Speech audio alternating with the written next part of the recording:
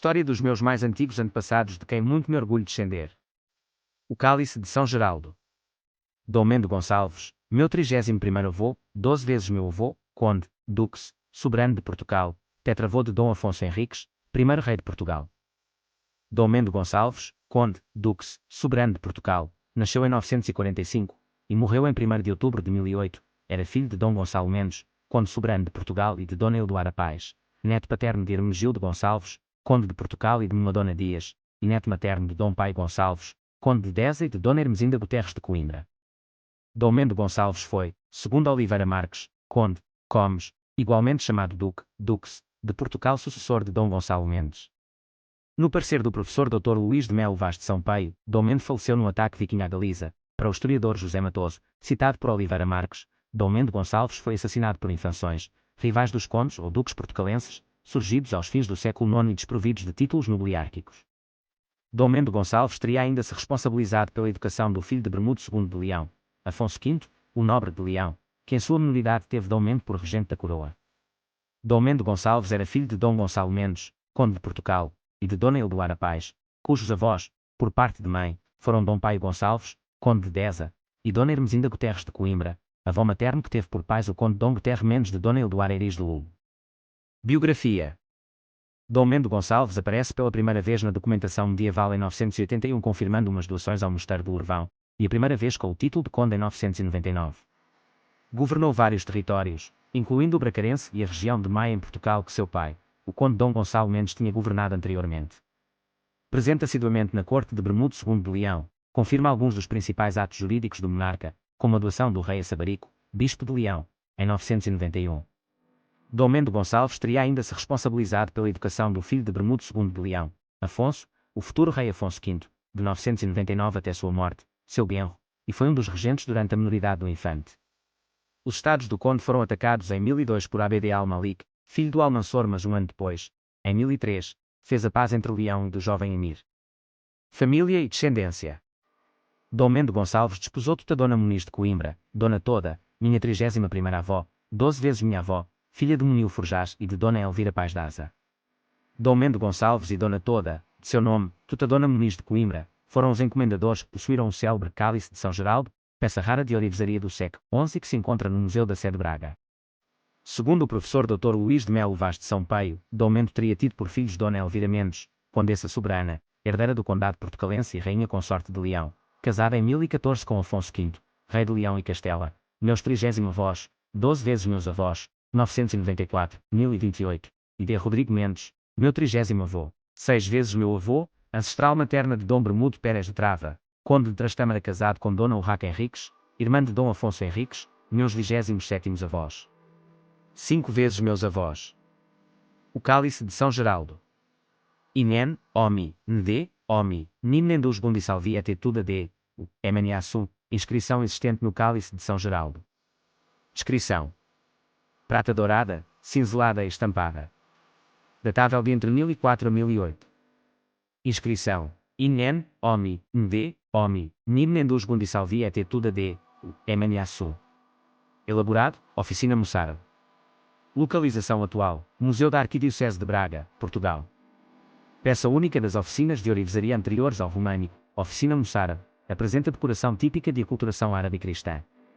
Dom Mendo Gonçalves era neto da condessa Madonna Dias e filho do conde Dom Gonçalo Mendes, que encontrou a morte, em 997, resistindo à invasão de Almansor, quando esse atacou Santiago de Compostela. Dom Mendo Gonçalves assumiu o condado de Portugal após a morte de seu pai e casou com Dona Toda, seu nome Tuta Dona Muniz de Coimbra, vindo a falecer, provavelmente, 1 de outubro de 1008, combatendo uma incursão viking à Galiza. Veio, o cálice, a ser conhecido pelo nome do bispo São Geraldo.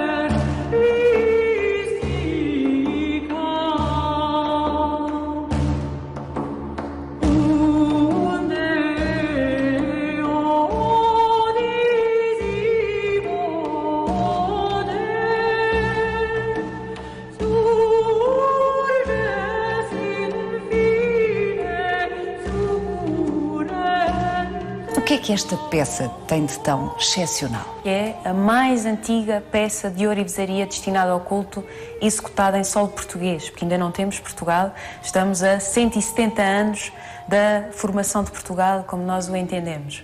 E seguramente também uma das mais antigas da Península Ibérica. Temos de pensar que estamos nos finais do século X e inícios do século XI, ou seja, ano 1000. E é preciso pensar todas as vicissitudes pelas quais teve de passar uma peça como esta para chegar até nós hoje, até aos nossos dias, 1000 anos depois. Sobretudo tendo em conta que, tratando-se de uma peça de ourivesaria, este tipo de objetos artísticos foram as mais das vezes fundidos, sempre que, sobretudo em períodos de crise, quando havia necessidade de metal precioso. Vendiam-se os anéis. Precisamente, exatamente isso. E, portanto, sempre que havia necessidade de metal precioso, estas peças eram naturalmente as mais sensíveis e as mais suscetíveis de virem a desaparecer. E, na verdade, deste período tão recuado, não temos absolutamente nenhuma outra peça que se possa comparar com esta.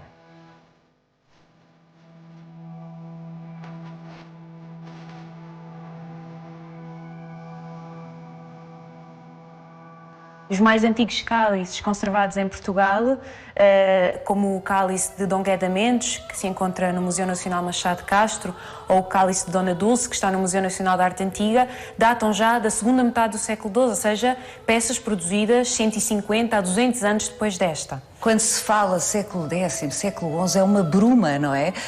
Enfim, na cabeça do comum, dos mortais, e parece que é tudo parecido, 11, 12, mas de facto é a mesma coisa que nós pensámos, a distância que vai entre nós e sei lá, o início do século XX, a Primeira República em Portugal, por exemplo, não é?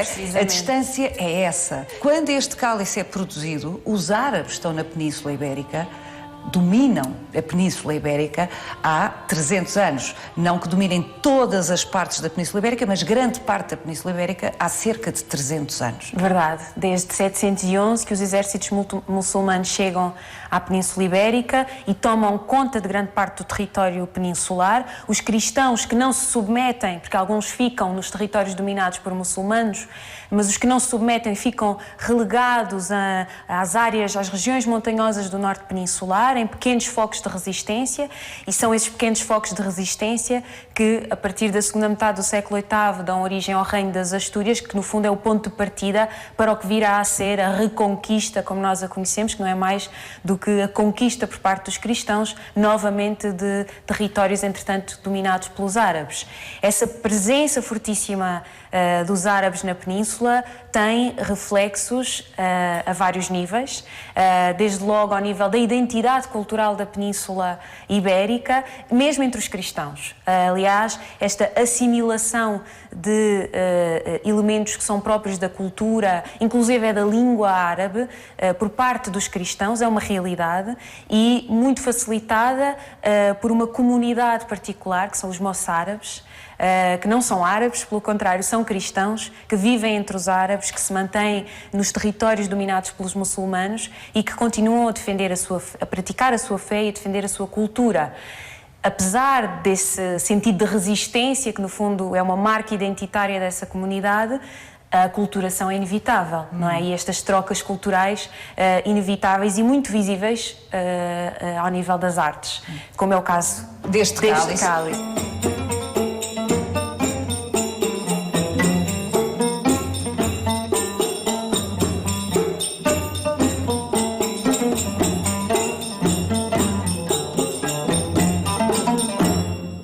É impossível explicar absolutamente todas as condições históricas que envolvem esta encomenda, mas felizmente na base do cálice temos uma inscrição que nos fala de duas personagens que são os antigos detentores desta peça e, portanto, os seus encomendadores, e que são os condes Mendo Gonçalves e Dona Toda.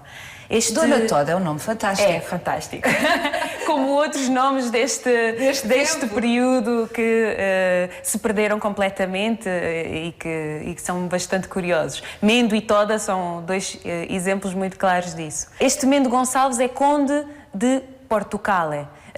Nos finais do século X, precisamente, como estava a dizer, entre cerca de 997 e 1008, portanto, passando este ano 1000, que é um marco psicológico, histórico fundamental, é um período de grandes convulsões em toda a Europa e também no território da Península, um período de grande mudança, de verdadeiro arranque da cristandade ocidental, como diz o Jacques Le Goff. O Conde Mendo encomendou, enfim, como lhe competia, sendo da alta aristocracia, uma peça especial para beber às refeições, é isto? É isto.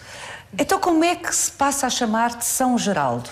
Pois, o certo é que este cálice acaba por se transformar, ou este recipiente, este vaso, digamos assim, acaba por se tornar efetivamente num cálice destinado ao culto, com funções litúrgicas para a celebração eucarística, e provavelmente é nesse momento que ele ganha esta denominação de cálice de São Geraldo, na mesma altura em que certamente é produzida a patena, este pequeno prato, também de prata dourada, que hoje em dia constitui um todo artístico com o cálice, não é? No seu todo funcionavam no contexto da missa, tomando o seu nome do bispo Dom Geraldo, que é quem está à frente dos destinos da Diocese de Braga, 100 anos depois desta peça ter sido produzida.